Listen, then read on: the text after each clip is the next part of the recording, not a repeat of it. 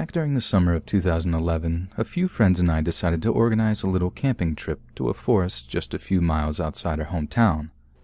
Delamere Forest, despite being pretty small, presented us with a much-needed opportunity to connect with nature. City living can be good, but it can be stifling, so any chance to get out into the countryside was well received. But as time went by, and the date of the camping trip approached, things began to unravel. One by one, various friends called and texted to inform us that they wouldn't be attending, be it family illness, lack of cash, or just laziness. In the end, there was only 2 of us that actually decided to go. So early on a sunny summer morning, we boarded a train for the journey down to the forest. The weather was perfect, a cloudless sky with a light breeze that made the hike through the woods not nearly as oppressive as we were expecting. It didn't take long for us to find a decent spot in the shade that happened to be right next to a stream we could use for washing and drinking water. The only trouble was the spot was very open, visible to passerbys and not the least bit subtle. So it's late afternoon. We're tired from our hike and we decided to build a fire to cook some dinner on. But here's the thing. Building a small fire is an essential part of camping, sure, but it attracts people. The smell of burning wood and the cooking food, the smoke. Sometimes you might as well be announcing yourself to the whole forest with a megaphone or something. But we know this, so we're not exactly surprised when a group of locals stumbles across our little camp and comes down to say hello. They seem friendly enough at first, and this might sound paranoid, but the whole time I just had this bad feeling about them. It fascinates me how human instinct can pick up things like that. Little clues in body language or speech that leads us to believe that someone isn't being entirely genuine.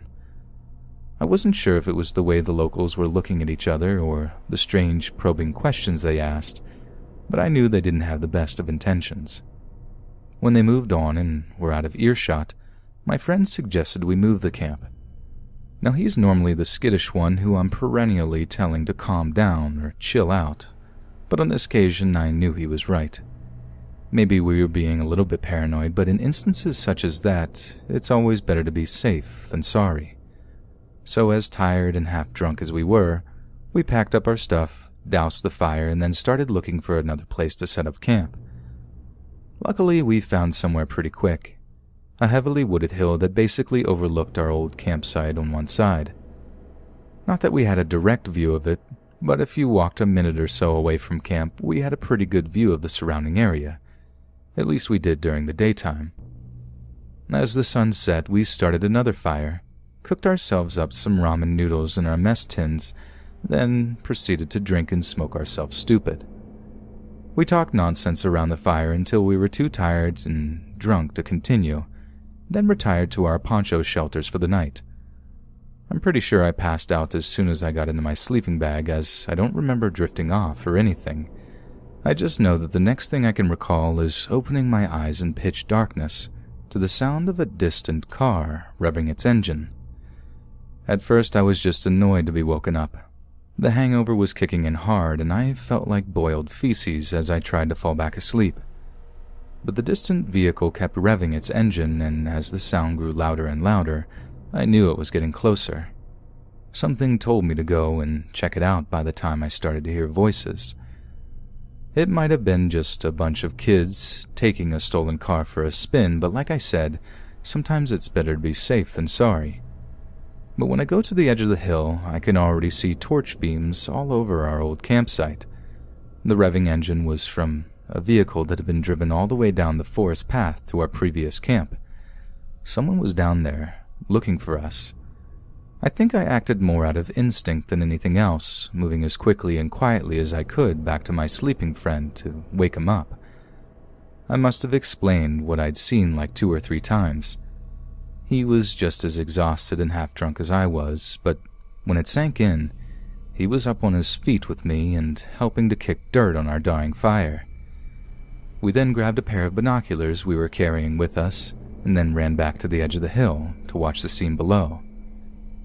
In utter horror, we could see what was in the men's hands, thanks to the torches that they shone on one another. Baseball bats, hammers, and a length of rope were just a few of the things they carried. They spat and cursed, furious that they'd come back too late to catch us to do God knows what. All we had were our Swiss Army knives to defend ourselves with. If the guys down there had decided to actually search the area, they had found us pretty easily, and I'm not sure I'd be here typing this today. But to our infinite fortune, they didn't. Maybe they'd been drinking themselves, or were just too lazy to actually look for us, but thank God they didn't. With one person keeping watch, the other went back to camp to pack their gear as fast as they could. The guys down below were hanging around our old camp, kicking at the fire we'd so carefully constructed, taking all their spite out on the things we'd left behind. As I've mentioned before, they didn't seem keen on actually looking for us, but they didn't seem like they were in a hurry to leave either. This meant we were essentially stuck on this wooded hill, as an escape attempt with our heavy packs meant that, if we were discovered, there would be no outrunning any of them, especially since they had a vehicle. We ended up staying there until morning. Neither of us could get any sleep despite the gang leaving with their vehicle. I remember being terrified they'd return with more torches, with more of a will to find us. But they didn't. They were probably sleeping off their own hangovers by the time we were on the train ride home. We were due to stay another 2 nights, and I was still annoyed we'd had to call the trip short. But with those scummy local thugs around, we just didn't want to risk it. Be careful when you're traveling around, whether it is internationally or locally, because despite the unfathomable kindness of strangers, some of them aren't so friendly.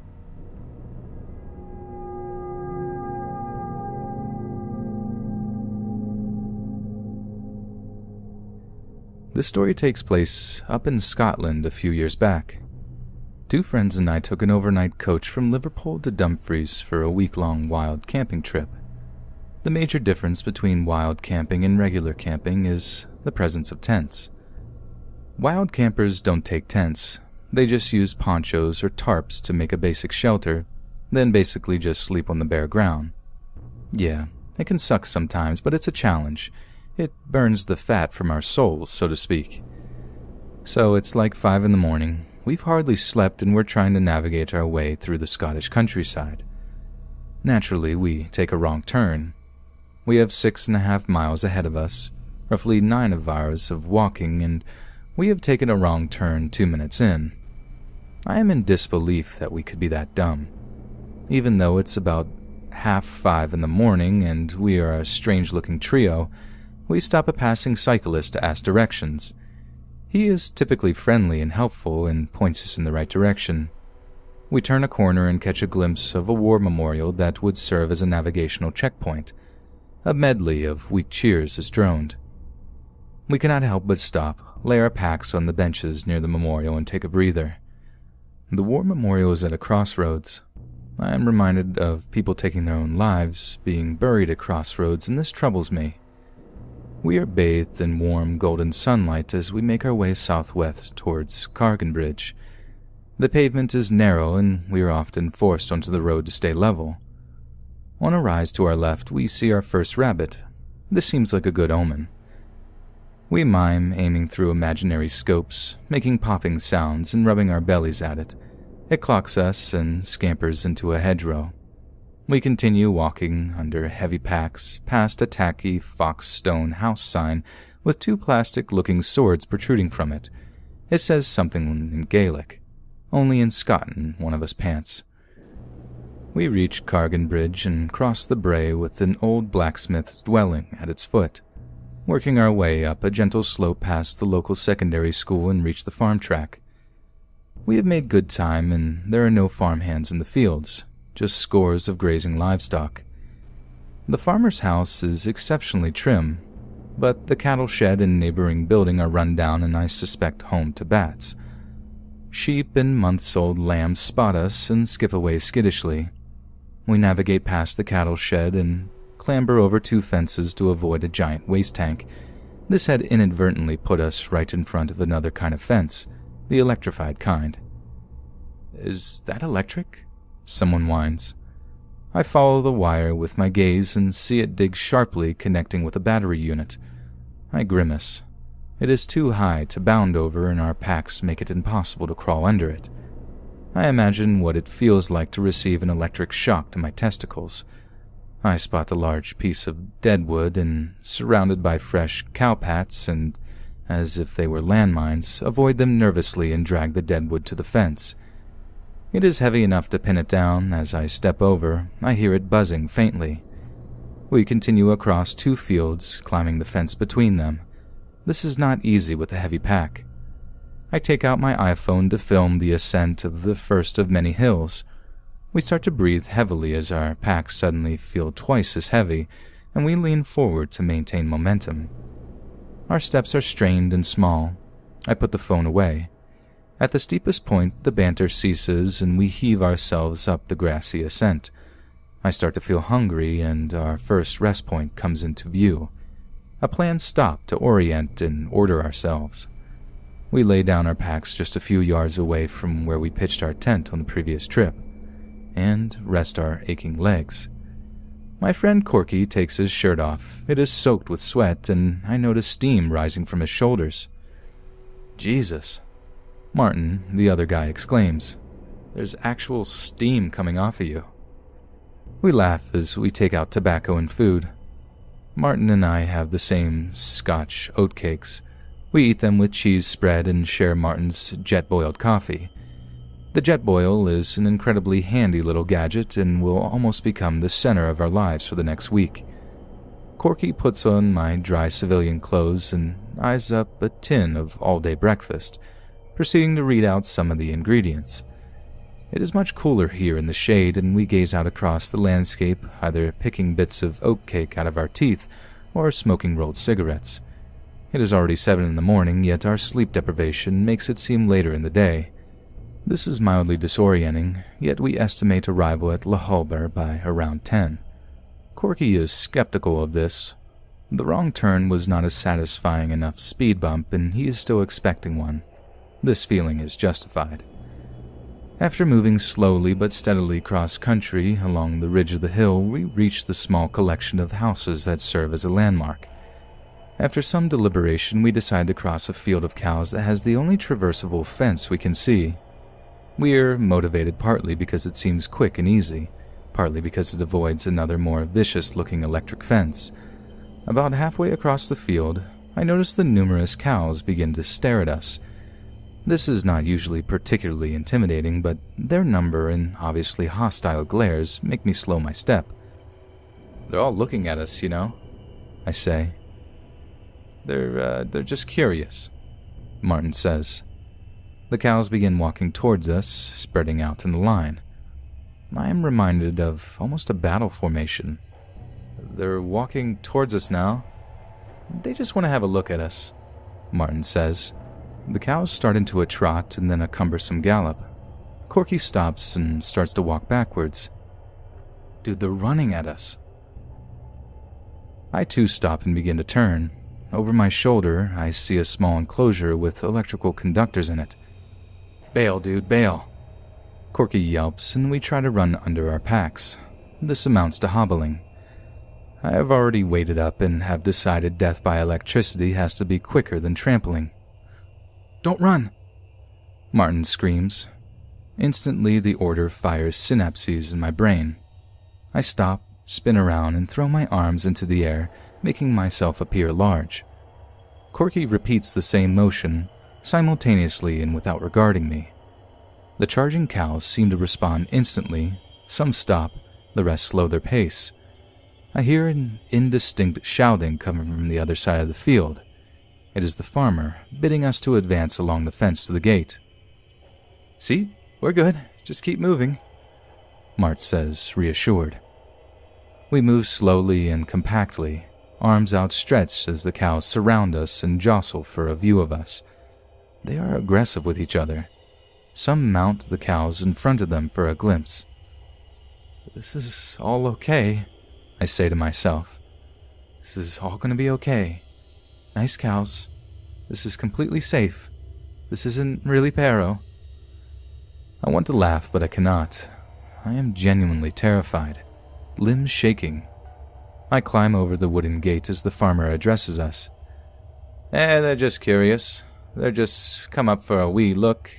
If you're along the edge of the field, you'll do all right, if you'd gone across then.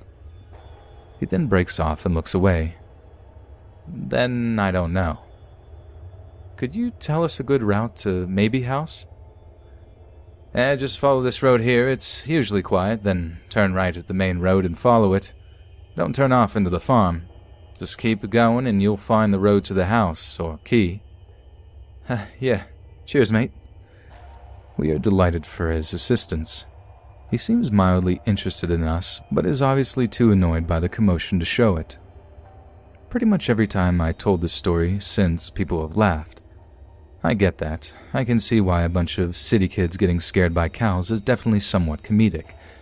But it did scare the life out of us, especially when we got home from the trip and realized just how much danger we were really in. You see, cows kill more people each year than sharks do, in pretty much the exact way I described. A hiker or country walker decides to cut across a field, not around it or using the edge, and they get trampled by cows. In fact, the UK Health and Safety Executive has since reissued long-standing advice to farmers not to put calves and their mothers in fields accessible to the public as a precaution. That is straight up pulled from an article from the British newspaper The Independent. So next time you fancy taking a shortcut through a field, make sure it's not occupied. You could get a nasty, very unexpected surprise.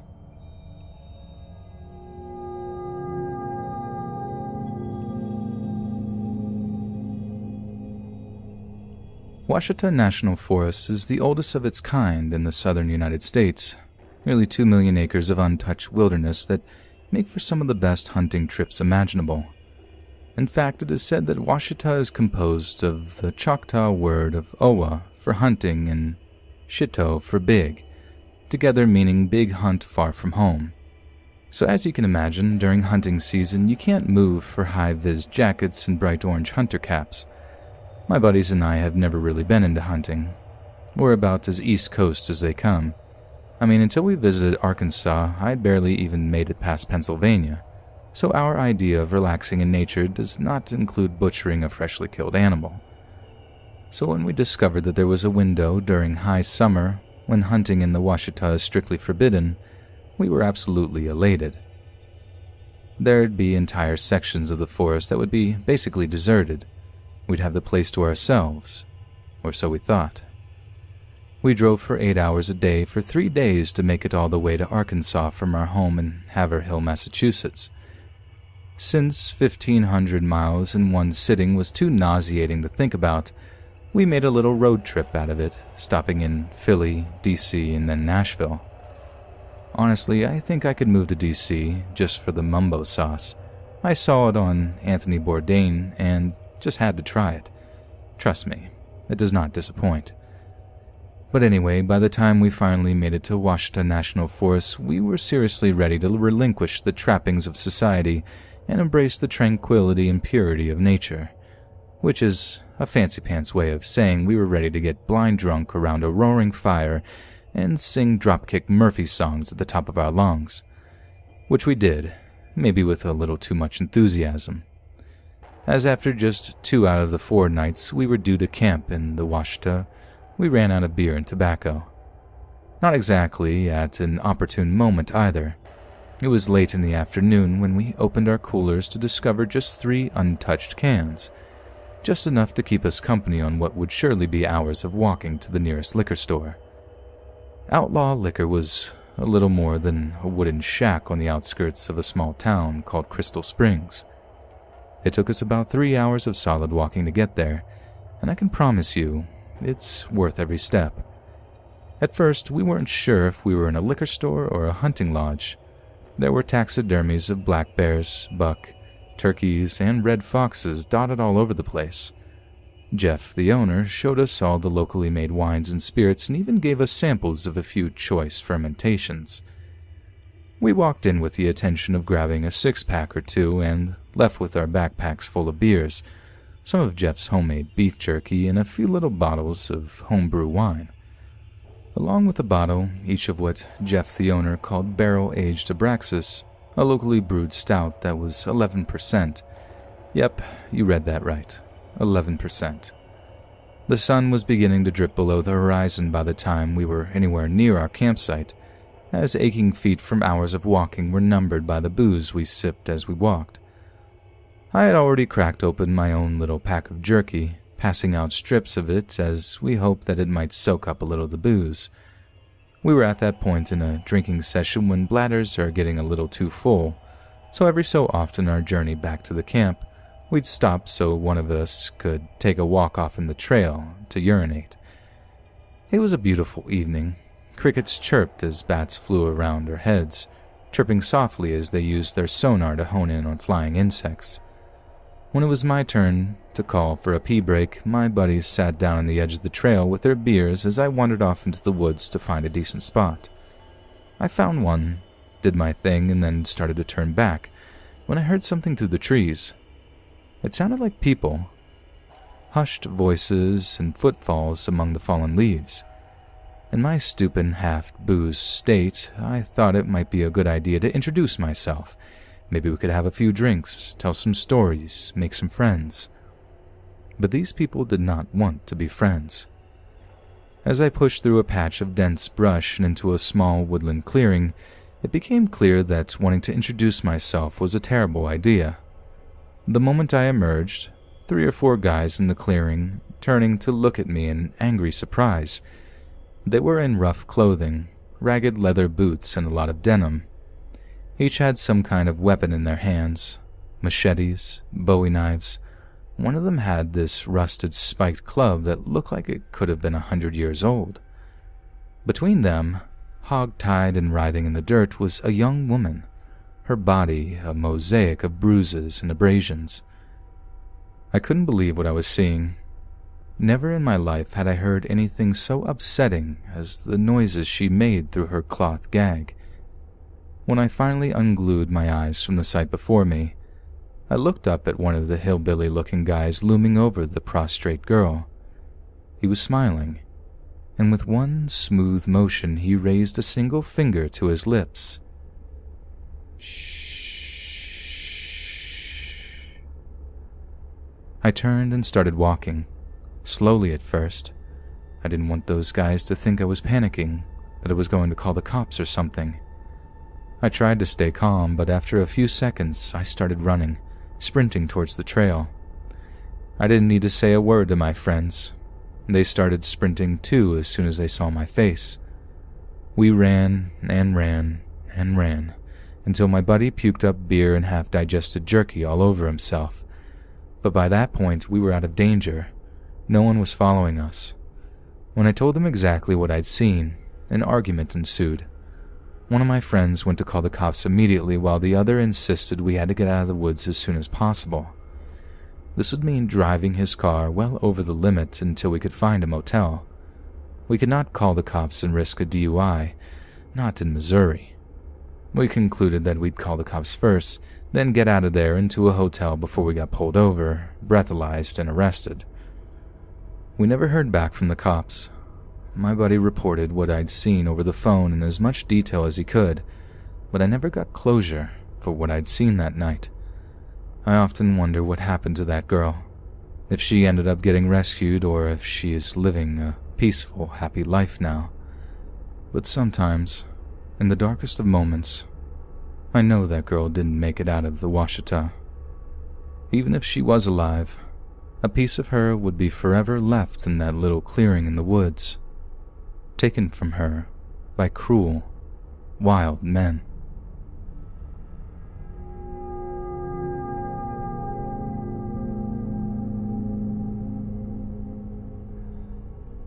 Back in early 2014, a few friends and I had an idea to do something for charity. We discussed shaving our heads, running marathons, organizing some kind of community picnic, but nothing seemed to gain any traction. They were all tired, overused ideas. If we wanted to get donations, we needed to do something big. So when I had the idea of spending 7 nights sleeping rough after hiking 20 miles into the Brecon Beacon mountain range in Wales, I knew it was crazy enough to get donations, but I didn't think my friends would agree to it. But they did. For some inexplicable reason, they agreed. It was a numbers game. Simple. Tell people 7 nights, 20 miles, homeless for the homeless, and watch the purse string loosen. By the date of departure, we'd collected the grand total of £1,255, just over $1,500 for shelter, a British charity that helps street sleepers and those facing housing crises. We felt proud beyond words. But in the run-up to the aforementioned day of departure, we were getting pretty anxious. The Brecon beacons are used by the British Special Air Services, basically our version of Delta Force, for their training due to how rugged and wild the terrain can be. We'd also planned the trip for early April, which meant heavy rain and strong winds. This meant that we ended up investing a fair bit of our own money in military surplus equipment. We'd need a lot of gear to keep ourselves safe and warm for 7 whole nights in the beacons, and it so happened that Army surplus gear was the cheapest and most reliable option. So as you can imagine, we were covered in camouflage for the march out in the beacons. Huge rucksacks stuffed with canned food and water weighed us down as more miles meant more pain. Pain in the shoulders, pain in the feet, pain in the knees and the neck and the thighs. By mile 17, the 2 other guys who attended had thrown in the towel. I found myself the only dissenting voice as they proposed we call a taxi for the final 3 miles of the journey. One of my friends claimed his pack was ridiculously heavy and he simply couldn't carry on marching. I wondered just what he'd brought with him that made his gear so difficult to march with. But when we reached a large freshwater lake and set up camp, I found out why. He brought an air rifle, a .22 pellet gun that must have accounted for almost half the weight he was carrying. Yeah, I was a little annoyed. Maybe if he'd left it behind, he'd have had it in him to keep going, but boys with toys, right? We had 8 whole days to kill.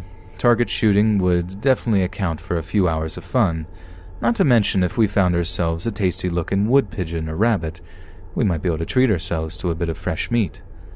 So after an initial first night of exhaustion, chilling around a fire at the lake's edge before getting some sleep, we arose at dawn with a big day ahead of us.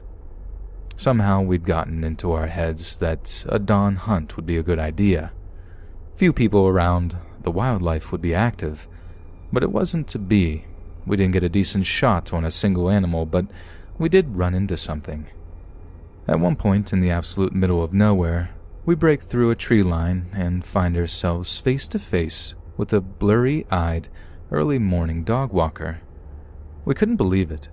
The chances of running into someone around here was minimal, but there someone was, looking nervously at a group of lads wearing camouflage, one of which was carrying an air rifle that looked exactly like an actual firearm. We waved, he smiled, we all moved on. We didn't think anything of it, to be honest. He didn't seem like the type to call the police or make a big deal out of it. I mean, he didn't ask questions, he didn't even mention the rifle. So by the time we made it back to our camp in time for lunch, it incidentally had been pretty much forgotten. After an afternoon of gathering firewood and other camp crafts, we settled in for an evening of fireside storytelling. I cracked out a few choice ghost stories, some of which got more laughs than spooks, while we downed a few beers before heading to sleep. A few hours later, I'm jolted awake by something. The large shelter we'd made for the 3 of us from a huge tarp should have been pitch black, but I could see rays of light penetrating from torch beams outside. Then I heard it. "Armed police, come out with your hands raised right now!" One by one, we exited the shelter, just as they ordered us to. My hands were shaking horribly as I pushed them out of the entrance and into the blinding light of 5 or 6 torches. I remember the pure gut-wrenching fear as I realized the beams of light weren't in the police's hands. They were attached to the end of whatever weapons they were carrying. I only noticed in a flash, but the realization hit me right between the eyes. I'm honestly amazed I didn't wet myself right then and there. "On the ground, now! Get on the bloody ground!"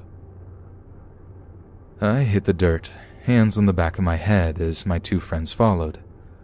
Soon, all three of us were lying face down on the cold, wet forest floor as the armed police searched our shelter. It didn't take them long to find the air rifle. "Got it, boss," one of them called out. I couldn't see any of this, but it was obvious based on what they were saying. "Is that it? That's your lot, yeah? Just a pellet gun by the looks of it? Wait, so you three aren't pathfinders or something?" It took a minute before we found the balls to speak up. No. Not military at all, no?" "No," the three of us said at once. "Oh, well, all right then." The police officer in charge took a few guys back down the trail a little and had a little huddle. From what I could figure out, the dog walker who had seen us had mistakenly thought that we were British Army, lost in maneuvers, and had decided to inform the authorities. I don't know if this is standard procedure for civilians in the area. I mean, they must be used to the presence of armed men in the beacons, but sometimes I think he may have thought we were going AWOL or something and made the decision to call it in. There are a lot of ex-officers living in the beacons. Maybe he was one of them. But I digress. The armed police had us get up off the ground before they questioned us as to why we were there. We were honest to a fault, told them it was a charity thing, homeless for the homeless, or whatever maxim we'd adopted for the fundraising. Aside from the air rifle, they actually seemed pretty impressed. I figured they'd be annoyed at the false alarm, but in reality, an armed policeman getting the call means overtime pay and hunting idiots in the woods with real guns, not crappy pellet guns. This wasn't some inconvenience for them. They live for this stuff. It was surreal, but they left having only confiscated the air rifle. They left us our knives and fishing gear, even though we admitted to not having a fishing permit for any of the local lakes.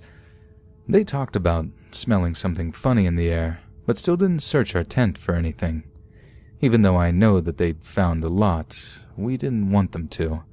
They also verbally assured us that we'd not be charged with anything. Just don't do it again, boys, yeah?" was all they had to say on the subject. We actually went back to collect the air rifle, too. In the back of my mind, I was sure they'd go back on their word and arrest us at the police station. There are some serious armed trespass laws in the UK, and to this day, I have literally zero clue as to why they didn't charge us with anything. I'd like to think that they were impressed with the whole charity thing that they decided to come down lightly on us, but in reality, I think we just got lucky. After all, I still think we're extremely lucky that our pellet gun wasn't the only thing they'd taken from us that night. One wrong move, I might not even be here to type this.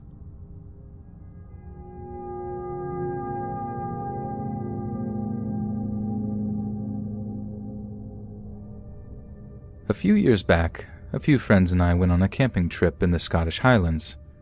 It was tough going. The weather was unforgiving and the terrain even more so, but the trip was an overall success. No one got hurt, no one got lost, nothing remotely unnerving or scary happened at all. At least until the last night, when we arrived back in the small Scottish village we were due to catch a bus in. We were physically and emotionally exhausted by the time we arrived back in the small highland village that served as our line of departure. 5 nights in the mountains will do that to you. We had barely slept and barely eaten, so the sight of a small, greasy spoon cafe almost brought tears to our eyes. We drew stares from the locals, and to be honest, I don't blame them. We were a mess of bloodshot eyes and greasy hair. All of our clothes reeked of smoke from huddling around a fire at night. They were curious, but still friendly. The owner questioned us on our trip and took a great deal of pleasure in our fascination with the Highlands. It always earns you brownie points with the locals when you tell them they must be tough, hard-working people to live in such a barren place. We left with full stomachs and headed to the nearest and only pub in the village. They were equally welcome, and even stayed open an hour or so later than usual, just so we'd have somewhere to keep warm until our late-night bus was set to arrive.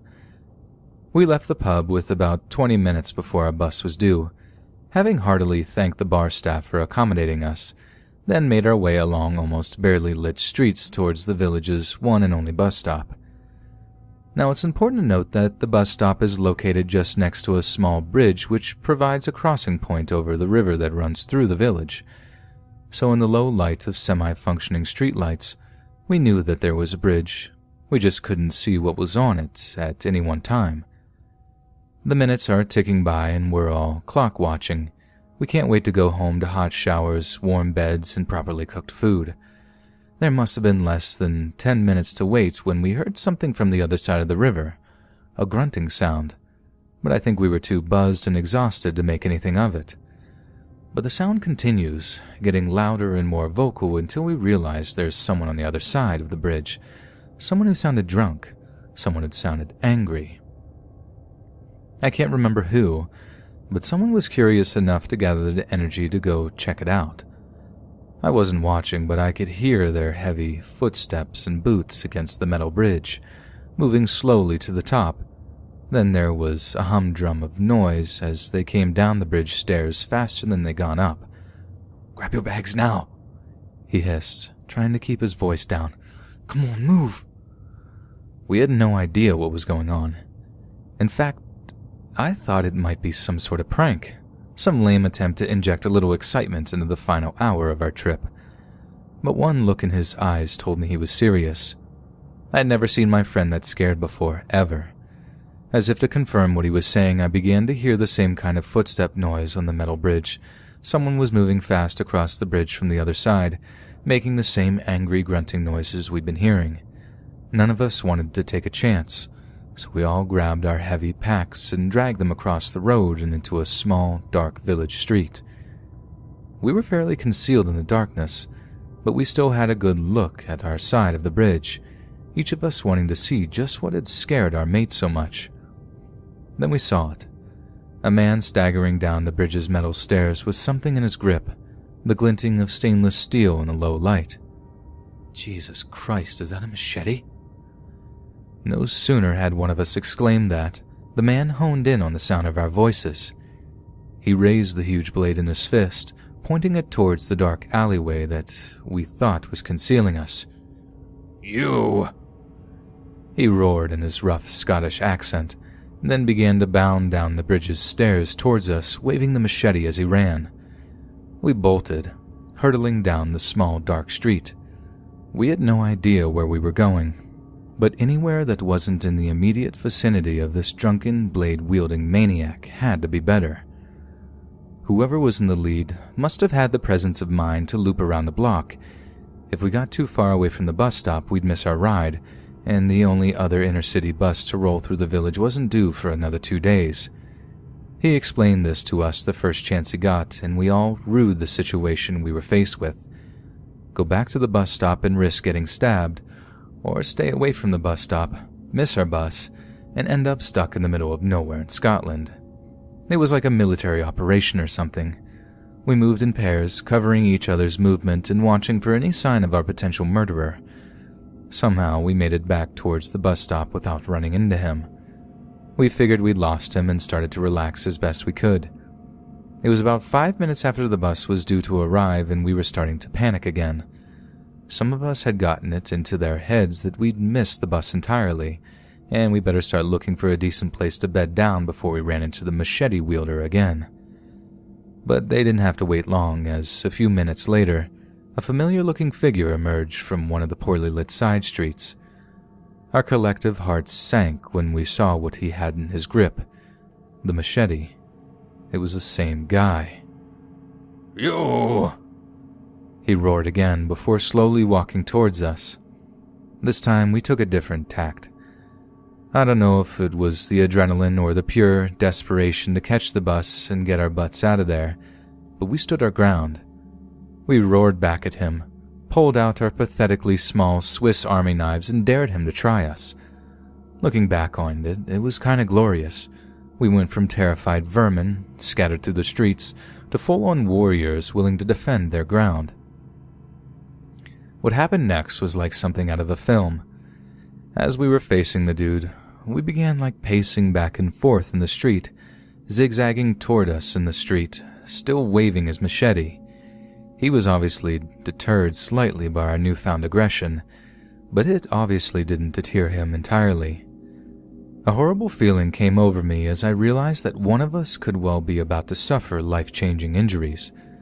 But in the distance, near where the road pulled away from the river's course, a police van came trundling around the corner, revving towards the scene to our rescue. It was like the cavalry showing up in an old western, and we were saved. Our bravado doubled, and we actually began to advance up to him, pushing him towards the approaching police that he was somehow completely oblivious of. He only realized what was happening when the van skidded to a stop behind him, and a trio of burly-looking Scottish policemen jumped out and pounced on him. He got tackled, hard. So hard you heard the sickening thud of his head slamming into the concrete. But we had zero sympathy. We cheered as the bedroom's lights of nearby dwellings flickered on and faces began to appear in windows to watch the melee. Then, as all this is happening, the bloody bus turns up, coming around the same corner the police van did. We continued to cheer, grabbing our bags and padding victoriously towards our ride home. The police wanted to talk to us about what had happened, but backed off once we explained that this was our one ride out of town. I told them we'd be in touch to make telephone statements, but we never ended up getting in touch. We were all just so glad to be out of there, in one piece.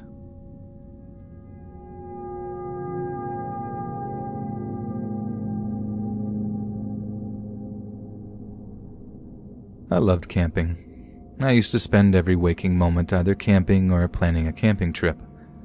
I love being outdoors, away from the suffocating mundanity of everyday events, the first world problems. I used to do it pretty hardcore too, making shelters instead of taking a tent, drinking from mountain streams, hunting and setting traps for our food. So in April of last year, 2 friends and I departed on a 4-night hiking camping trip on the Appalachian Trail. With loads in excess of 50 pounds, we marched 20 miles into the lush green hills before reaching our first major water source, a long strip of tranquil, clear water set in a picturesque valley. The journey took 2 days with around 18 hours of straight marching. Our packs began digging agonizingly into our shoulders with every step, yet the sense of achievement was intoxicating. Days and nights rolled by as we worked our way along the trail, foraging food as we went. It was tiring, a constant struggle, but the sense of peace that the outdoors can provide is profound. At night, we skewered hot dogs on sticks, wolfing them down as we warmed sweet apple cider in our mess tins over the fire. We listened to owls call out like ghosts and watched embers dancing up in the air like fireflies as our eyelids grew heavy. We had found a fair amount of fruit and fresh water was plentiful, but our attempts at finding protein came short at each turn. We were unable to find any duck eggs, too slow or too inexperienced to snare rabbits, and our improvised fishing rods weren't working as well as we were used to. We were getting desperate, and although we were trying, man cannot live on cereal bars and peanut butter alone. We would have to make a journey to the nearest town, nearly 7 miles away. Needless to say, we got lost. After a few hours of walking, we began to climb a fairly steep hill by means of a shortcut. The whole way up, I remember watching a thick fog cling to the top of the hill, at least 500 meters above us. Only it wasn't exactly clinging. It was just waiting for the temperature to drop low enough for it to roll down onto us, over us, and it did. I remember the image my friend Chris being severely obscured as I walked behind him. We tried to remain cheerful when we started to see the remains of newborn lambs. April is birthing month for sheep, so this isn't necessarily an unusual sight, but these remained completely unscathed. No scavengers had touched these corpses, and there were a lot of them. Needless to say, we were relieved when the outline of a cottage came into view. We had absolutely no idea where we were, and there was no mention of any cottage on our map. My feet ached and our water supplies dwindled, having not expected to be out or lost for such a long time. We decided to stop and ask for directions. We had to climb over a low dry stone wall to reach the building itself, as the cottage was oddly set in the hillside. I noted with grim interest that there was no path leading to or from any kind of road or highway, the dwelling being completely cut off from all human contact. We stopped as we reached the front gate, or what passed as a front gate. It was made of a few roughly cut tree limbs, crudely bound with rusty nails and rotting twine. Chris tried to open it, but there was no hinge. It just fell back into his hands. He set it aside politely, albeit confusedly. The small courtyard before the front door was overgrown with weeds, grass growing long between broken slabs of concrete beneath our feet. Dotted around a smaller front garden was an assortment of curios placed in decorative positions. Things were tied to the branches of a sapling in the center of the haggard lawn, small toy cars, a tennis ball, a hairbrush. A wheelbarrow sat at the foot of it, filthy from exposure, containing a few soggy-looking books, some VHS cassettes, and a children's action figure. They were oddly arranged in a rough circle around the action figure. Arriving nervously at the door, I reached my arm out, feeling it grow heavy as I made a fist. I rapped 3 times, feeling it shake under the force, then waited, listening for signs of life, peering through a small, filthy window to the right of the decrepit door. I could make out yet more assorted, seemingly non-related items scattered on shelves and tables. That's when I turned to Chris. I remember simply remarking that we should move on, that there was no one home. But he didn't respond. There was something about him. He looked pale and confused. I can hardly explain it now that I try to recall it. He'd been looking through the grubby windows as I'd been knocking on the door and had gotten a much better look inside the house. It was almost like he had seen something, but just couldn't explain what. He began shaking his head violently, hyperventilating as he rushed out of the little courtyard. I was confused, a little frightened, and began shouting after him, asking just why he was acting so strange. Yeah, the little cottage was weird, but he was acting like he'd seen a ghost. He only replied to me once through gritted teeth. "We need to leave now." Later that night, while we were nursing beers around our campfire, I finally plucked up the courage to ask him what he'd seen through the window. He started shaking his head in that same weird way, stuttering as he tried to find the words to articulate himself. He went on to explain that someone had been in that cottage the whole time, hiding from us. That as I'd been banging away trying to get their attention, that they'd taken one solitary look outside at us, right into my buddy's eyes. My buddy said that he had never seen anyone so messed up, that he couldn't tell if they were disabled or they had just been beaten so badly that their face had been rearranged. He said that when they locked eyes, the figure on the other side of the glass had looked terrified, but there's no way that they could have been surviving alone up there. Something else was living there too, something that might have been heading back to us to arrive at any moment. I thank God we didn't find out what it was.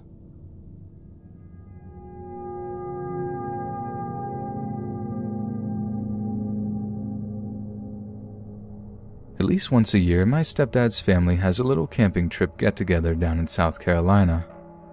My mom has been married to him for about 6 years now, so I've had the opportunity to attend a handful of them when my job permits me to do so.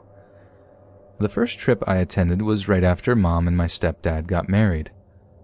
Alone with my little brother, we loaded up my stepdad's truck with camping gear and made the 9-hour drive from our home in Pittsburgh down to his native South Carolina. We had just passed the state line into West Virginia when we first stopped for gas. All of us piled out of the truck to stretch our legs and use the bathroom, while my stepdad handed down an elderly attendant a few bucks to get us filled up. I finished up in the bathroom, then headed back to the truck when I got into a little conversation with the elderly attendant. He seemed nice enough at first, asking where we were headed, how long for, that sort of thing. But when I mentioned that we were camping, his mood seemed to shift. "You know, you should always be respectful in nature. It can be unforgiving," he explained. "Don't mess with the animals. Don't leave nothing but your boot prints. Any mess and, well, The woods have a way of letting you know you're not welcome. I assured him we had the utmost respect for nature and we wouldn't be leaving any trash around when we left, but this didn't seem to change his demeanor at all. He finished pumping our gas and went back to his chair without a word. Several hours later, we were well into South Carolina when we made a final rest stop before the campgrounds. It was basically a wildlife preserve that was also a truck stop, complete with a little information board that told us about the local flora and fauna. But something caught my eye in the bottom corner of the board. Carved into the white plastic were just 2 words. Respect. Nature. Those were the words the gas station attendant had said to me. It was weird, sure, but it had to be coincidence. The same words, yeah, but hundreds of miles apart. There was no way it could be the same guy. I mean, that stuff only happens in dumb horror movies. Naturally, I didn't bother mentioning this to my mom or stepdad. I mean, why would I? I'd have seemed crazy. I would have been crazy to think that there was some connection between the gas attendant and the scrawled message. So we just got back in the truck and pushed on towards the campground. Upon arrival, we say hello to the extended family. A little round-robin of hugs and handshakes, then get to work putting up the large, luxury glamping tent that we'd been sleeping in. Once we're done there, we head back and hang out with the family and fill up on barbecue.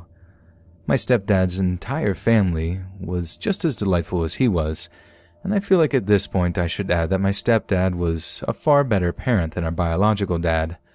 So aside from the initial period of them dating, I was glad my mom had found someone so good for her. After an evening around the fire, singing old songs with my step-uncle on the guitar, we headed back to our tents to get some sleep. But on arrival, we see something lying in the grass just near the entrance. It was a dead bird. My little brother starts freaking out. The thing was starting to decompose, and a huge collective ew echoed through the trees when the smell hit us. My stepdad calmed us down, saying something about my little brother's car farts smelling way worse, then proceeds to get rid of the thing as we get ready for bed. But I watched him in the light of his own torch as he used a stick to get the feathery little cadaver away from our campground. He knelt down into the dirt and pulled something from under the bird's rotten wing, something that looked like a note. When I asked him about it, he brushed the question off like he hadn't found anything. I would have followed up with more questions, but when I saw the look in his eyes, I decided against it. He was spooked, like seriously spooked. The next morning, some of the other family members mentioned hearing footsteps outside their tent during the day. They were asking around, trying to find out who went on a walkabout, if we had any sleepwalkers in the group who might be the ones responsible. But to no avail. No one would admit to being the one out of their tent so late. That's when the atmosphere started to get a little uneasy. The second night was a little less eventful. There were no footsteps outside anyone's tents, but I did hear something that meant I hardly got any sleep at all. In the dead of night, I could hear my little brother's voice across the tent. At first I figured he was reading aloud, as was common when he was that age. But there was no flashlight, so he didn't have a book. I strained my eyes and ears trying to make out what he was whispering. I thought I was going crazy when I finally made out the words. There was no way he was saying what I thought he was saying, but he was. He was reciting the information that was present on the wildlife board back at the rest stop we hit when we got into South Carolina. It sounded like he was reeling it off, word for word, like he was using all these big words that I knew my little brother didn't know off the top of his head. He eventually stopped, but I was so freaked out that I just couldn't manage to get any decent sleep. I woke up exhausted to the sound of my stepdad's voice. He sounded unusually stern when I stepped outside into the campground, and I saw why. Everyone was packing their stuff up and piling it into their various vehicles. We were due to stay another couple of nights at least, but the mood was tense. People weren't speaking to each other as they quickly packed up their gear. My stepdad asked me to help out getting packed up, and to do so as quickly as possible. The look in his eyes told me not to ask questions. We were back on the road to Pennsylvania by noon. I was so glad to be out of there that I managed to keep my mouth shut all the way back home. I needed to know just what had happened to freak everyone out so much. I also needed to ask him what he'd pulled off of that dead bird on the first night, but the timing needed to be right. We got home in the late evening, so late that my stepdad had to carry my sleeping brother from the car and right up to the bed. After some late supper, I managed to catch him alone in front of the TV. He knew what I wanted to ask before I'd even spoke. There'd been a note on the dead bird, just as I'd expected. He told me it had said, "Go home," but had figured it was either a prank by local teenagers or one of his cousins who'd resented that he'd left the Carolinas for the Yankee North, so he'd ignored it. I asked him if he'd heard my little brother sleep-talking, but when he shot me a confused look, I knew he hadn't heard it himself. But he did go on to explain what had gotten the family so freaked out that they'd chosen to flee the campground. The cousin who he suspected of the first note had woken up at dawn with a bladder full of beer. Sleepy-eyed, he shuffled out of his tent, peed, and then headed back a little more awake. That's when he noticed the dead deer laying near the fire pit. Someone had left it as a message. He woke up my stepdad and got him to move the deer before anyone else woke up and freaked out. Soon as that was done, they woke their families up and got everyone moving. But that's not the worst part. My stepdad explained that whoever had left the dead deer had carved something into its flesh. They must have cut into the deer while it was still alive, as he said the letters were formed more out of clotted blood than open gashes. He said it was just 2 words, 2 little words. I asked him what they said. He sighed, unable to bring himself to look at me in the eyes. "Final warning," he replied. Hey friends, thanks for listening. Be sure to subscribe and click that notification bell to be alerted of all future narrations. If you got a story, be sure to submit them to my subreddit, or Let's Read Official, and give and receive feedback from the community, and maybe even hear your story featured in the next video. And join my Discord to interact with me and other listeners directly. And if you want to support me even more, grab early access to all future narrations for just $1 a month on Patreon, and maybe even pick up some Let's Read merch on Spreadshirt. And if you love longer videos, be sure to check out my podcast, the Let's Read Podcast, available on both Spotify and Apple Podcasts. Links in the bio. Thanks so much, friends, and I'll see you at Area 51.